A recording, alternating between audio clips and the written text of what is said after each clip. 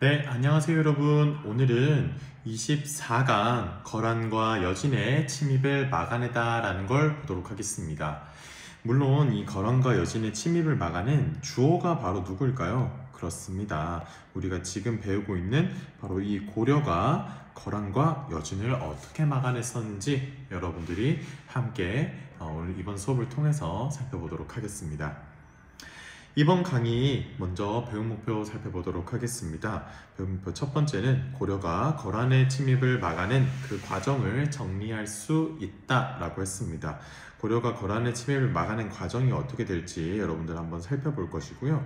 그리고 두 번째는 여진, 즉 금나라의 세력 변화에 대한 고려의 대응이 어떤 식으로 됐었는지 살펴보도록 하겠습니다. 그래서 이 여진이 계속해서 이제 뭔가 나중에 커져가는 그런 과정을 볼 텐데요. 그런 상황 속에서 이 고려는 어떤 식으로 대응을 했었는지 여러분들이 함께 살펴보도록 하겠습니다. 첫 번째입니다. 거란의 침입과 격퇴, 거란을 어떻게 물리쳤는지 보도록 하겠습니다. 그 전에 어쩌다가 이 거란이 고려를 쳐들어오게 됐었을까라는 것 먼저 한번 봐야 될 것 같은데요. 당시에 10세기쯤에는 이 동아시아의 어떤 그 정치적인 상황이 굉장히 변화하고 있었습니다. 그래서 특히 고려가 성립한 10세기에는 동아시아의 정세가 크게 변화해서 만주 일대에서는 거란이 성장하여 발해를 멸망시키고 세력을 확대하고 있었다라고 보도록 하겠습니다.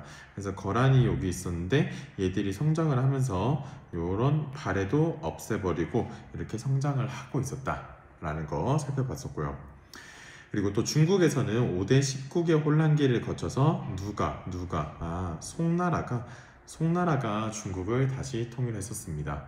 이 내용은 우리가 2학년 때 이미 다 살펴봤었죠. 2학년 때 그 내용 참고해서 떠올리면서 다시 하시면 되겠고요. 그래서 이런 중국의 어떤 동아시아 상황이 계속해서 변해가는 그 과정 속에서 이 고려 같은 경우에는 어떤 입장을 취했느냐. 고려 같은 경우에는 건국 초부터 북진 정책을 추진했다. 여기 자주 듣죠. 북진 정책을 추진했다. 우리는 고구려의 옛 땅을 되찾겠다라고 했던 게 바로 북진 정책이었죠. 그래서 북진 정책을 추진하면서 누구를 견제했다? 거란을 견제했겠다라는 거는 선생님이 낙타썰 들려주면서 다 알려줬던 것 같습니다. 그래서 거란을 견제했었고, 또 어디와 우호적인 관계를 맺었었냐? 바로 송나라와는 우호적인 관계를 맺었었습니다. 그러니까 송나라가 당시에 이렇게 중국에 이렇게 자리 잡고 있었는데 송나라와 거란은 라이벌 관계였어요. 여러분들, 고려와 거란도 안 좋은 관계고, 그러니까 원수의 원수는 뭐가 된다? 얘네들은 친구 관계가 됐다. 라고 여러분들이 생각을 하시면 되겠습니다. 그래서 요렇게는 친한 관계였고, 요렇게는 안 좋은 관계였다 라고 여러분들이 기억을 하시면 되겠습니다. 그런 상황 속에서 잘 생각을 해봐요. 고려가 뻔하게 중국 쪽의 나라가 거란도 있고 송나라도 있는데 지금 거란은 이렇게 왕따시키고 송나라와만 놀고 있으니까 거란 입장에서는 야, 너네는 왜 우리랑 안 놀고 송나라랑만 놀아? 라가 돼버린 거예요.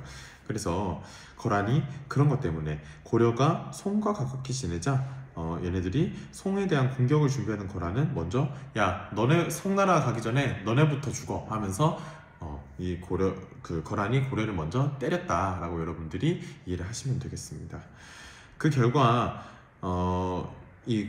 거란의 소손영이라는 장군이 이제 그 고려를 침입을 했는데 여기서 아주 재미있는 일이 펼쳐집니다. 바로 이 서희라는 사람 아주 중요합니다. 서희라는 사람이 거란의 장군 소손영과談판을 벌입니다. 그래서 얘기를 합니다. 그 내용이 뭐냐면은 이런 내용입니다. 봅시다. 이 적혀 있어요. 보시게 되면은 소손영이 서희에게 말하기를 너희 나라는 신라 땅에서 일어났고 고구려 땅은 우리 소유인데 너희들이 침범해 왔다. 그리고 우리와 국경을 접하고 있는데도 바다를 넘어 송나라를 섬기기 때문에 오늘의 출병 이렇게 그 군사를 일으키게 되었다라고 얘기를 했어요. 그러니까 이 말은 뭐냐면은 야 고려 너네는 어찌됐든 간에 신라가 멸망하고 신라를 계승해서 등장한 나라가 아니냐. 근데 너네가 그 신라의 뒤를 이어서 등장했고 우리는 그 옛날 고구려 땅을 지금 차지를 하고 있다. 그러니까 우리가 그 발에도 집어삼키고 그 고구려의 땅을 우리가 이어받게 됐다. 야 그렇다면은 그 고려가 너네 북쪽으로 막 이렇게 쳐들어오고 그러면 안 되는 거 아니냐? 라고 거란이 얘기를 했어요.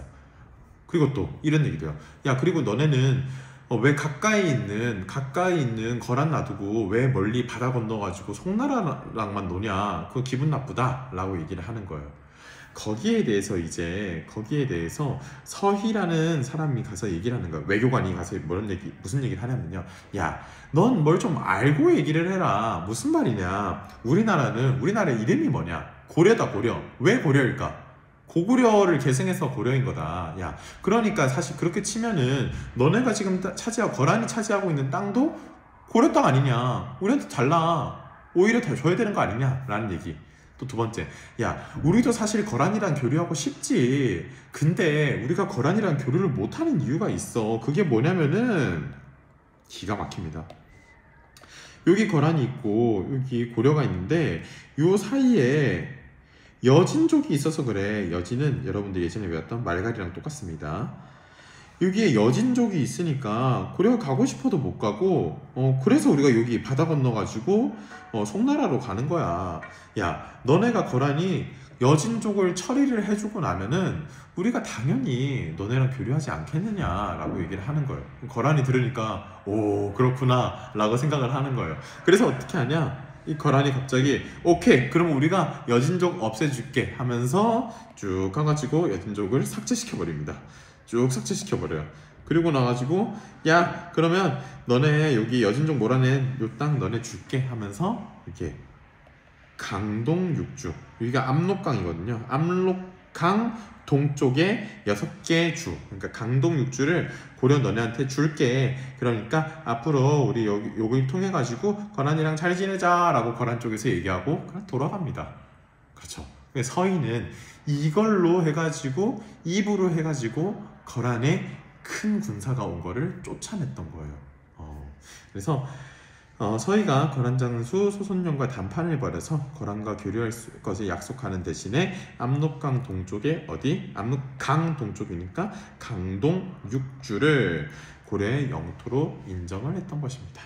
그래서 1차 거란의 첫 번째 침입은 어떻게 됐냐? 서희가 가가지고 이렇게 해결을 하고 심지어 강동 6주라는 땅까지 얻어왔다라고 여러분들이 이해하시면 되겠습니다.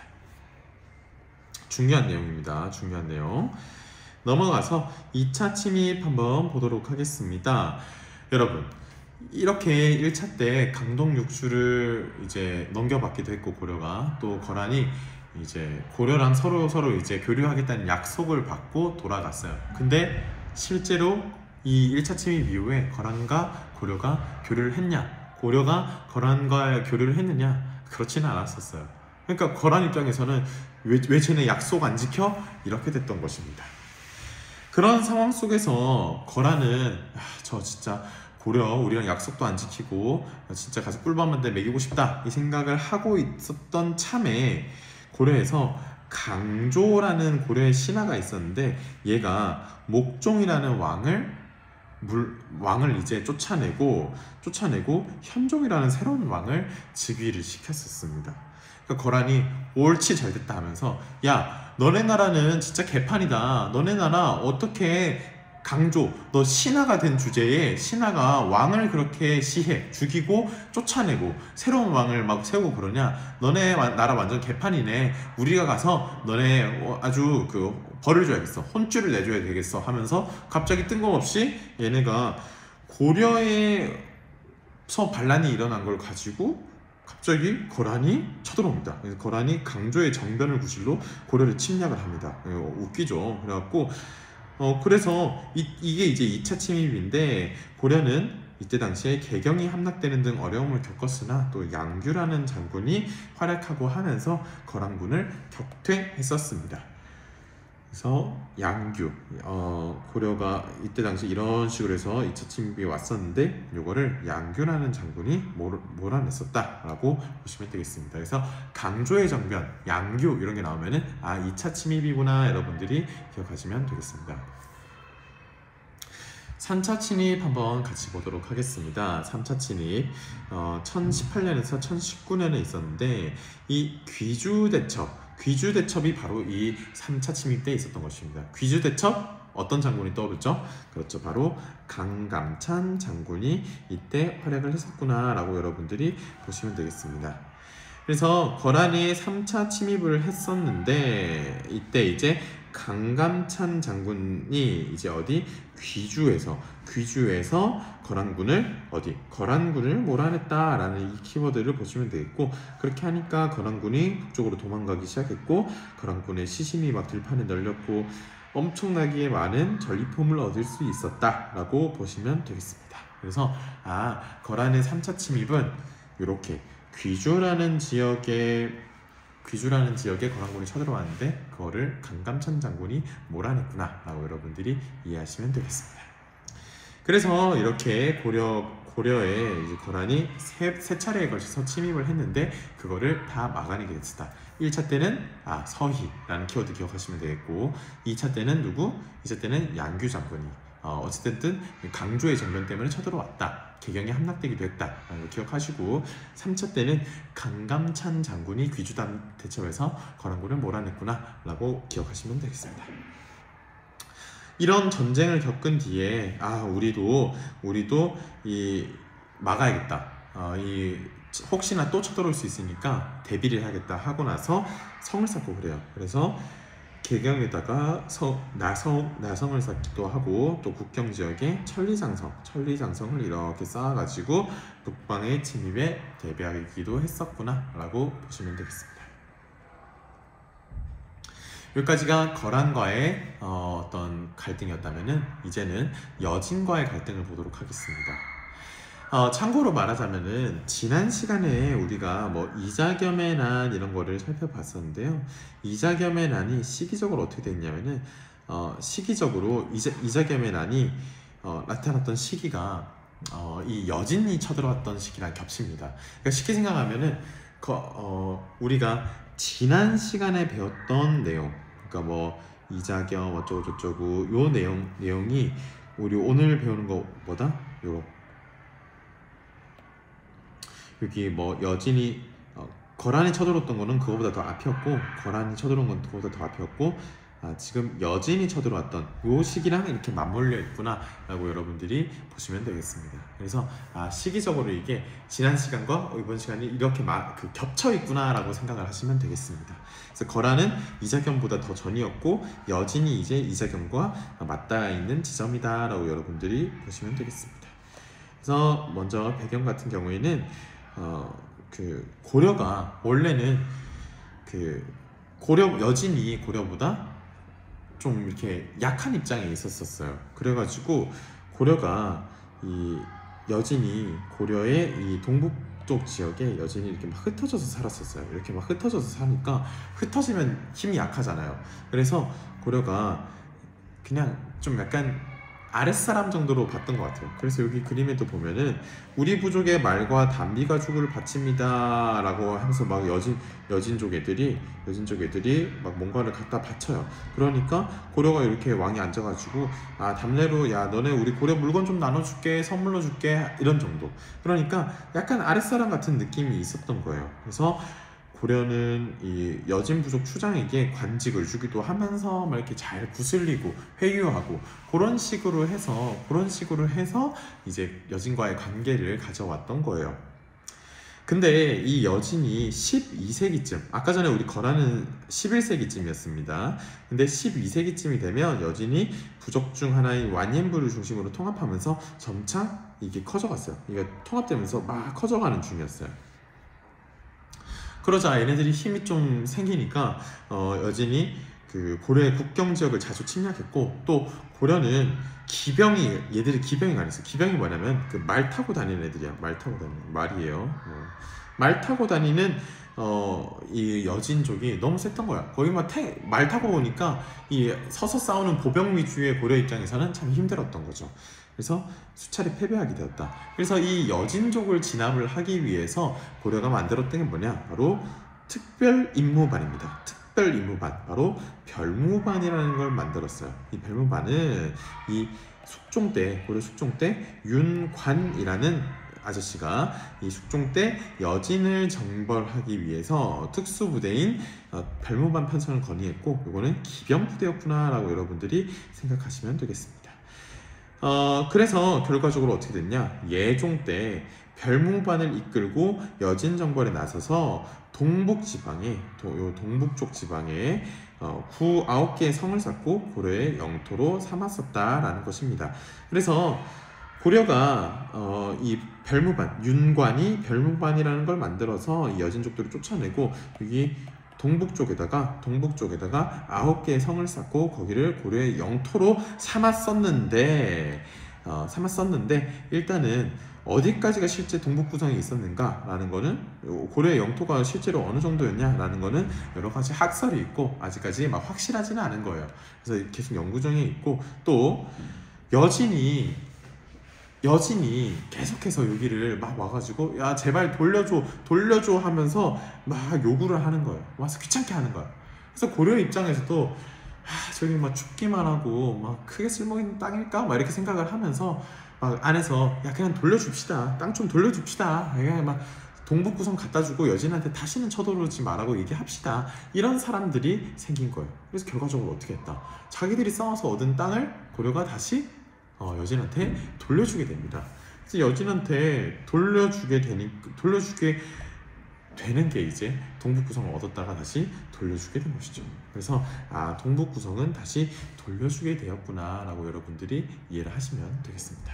그래서 어쨌든 간에 그 여진을 진압하기 위해서 윤관 아저씨가 부대를 만들었다. 기병 부대를 만들었다. 그게 뭐냐? 바로 별무반이구나 라고 여러분들이 이해하시면 되겠습니다. 그 다음으로 볼 거는 금나라가, 그러니까 여진족이 커져서 이제 어떤 일이 벌어지는가에 대해서 살펴보도록 하겠습니다. 이 여진족이 세력이 커지고 나고 그러니까 어떻게 하냐? 얘네들이 아예 여러 부족들로 나눠져 있던 거를 통합을 해서 금이라는 나라를 만들고, 결과적으로 나중에는 얘들이 덩치가 커지니까 고려에다가 형제 관계를 요청하기도 했었어요. 그래서 금이 건국한 지 불과 2년 후인 1117년 3월이 되면은 금태조 아골타가 사신을 보내서 형인 대여진 금나라 황제가 아우인 고려 국왕에게 글을 보낸다, 이런 메시지를 전해요. 그러니까 고려 입장에선 기가 찬 거죠.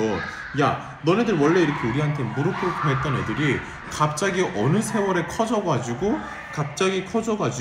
우리한테 고려한테 아우가 되라고? 야, 말 같지도 않은 소리 하지 마! 라고 해서 고려가 어떻게 반응한 줄 알아요? 그래서 고려가 그냥 그 메시지를 일십해버립니다. 답장을 안 해요. 답장을 안 하니까 일단은 그렇게 시간이 지나갑니다. 그럼 금나라도 아무 일도 없었어요. 근데 금나라가 좀 더 힘이 세져서 아예 이제 거란을 멸망시키고 막 송나라도 쫓아내고 막 이런 일이 생겨요. 그러니까 아예 고려에다가 4대 관계를 요구를 하게 됩니다. 이 4대가 무슨 뜻이냐면은 적어두세요. 약한 자가 강한 자를 섬기는 거. 그걸 뭐라고 하냐? 그거를 4대라고 합니다. 4대라고 합니다. 그래가지고 고려에다가 4대 관계를 요구를 한 거예요. 그래서 고려 조정에서는 이에 대해 반대하는 여론이 높았어요. 그렇잖아. 아무리 쟤네들이 세력이 커졌다고 해도 예전에 우리한테 이렇게 갖다 바치고 하던 애들이 커가지고 야, 너네 우리가 강한 나라니까 이제 섬겨, 이렇게 얘기를 하는 거야. 너네 우리의 신하가 돼, 이렇게 얘기를 하는 겁니다. 그렇게 하니까 고려에서는 이에 대해서 반대하는 여론이 높았으나 당시에 집권하고 있었던 이자겸 등의 우리 배웠었죠, 지난 시간에. 이자겸 같은 사람들이 생각을 해봐요. 여러 가지 이유가 있었겠죠. 이자겸의 권력을 유지하기 위해서는 외부에서 전쟁이 일어나거나 이러면 귀찮겠죠. 그래서 어떻게 하냐? 금나라의 사대육으로 그냥 받아들여. 야, 우리가 그냥 신하해야지. 야, 쟤네 지금 세졌잖아. 우리가 더 신하가 됐으니까 쟤네의 입장을 들어주자 라고 해서 사대 관계가 형성이 되게 되었다라는 것입니다. 그 관련된 내용 여러분들 이거 한번 읽어보시면 되고, 요거랑 관련된 게 이자겸이구나 라고 여러분들이 이해를 하시면 되겠습니다. 그래서 오늘 내용 우리 거란과 여진의 침입에 대해 살펴봤었는데요. 이 두 개는 헷갈리니까 여러분들이 잘 비교해서 기억을 하시면 되겠습니다. 오늘 수업은 여기까지로 하겠습니다. 안녕.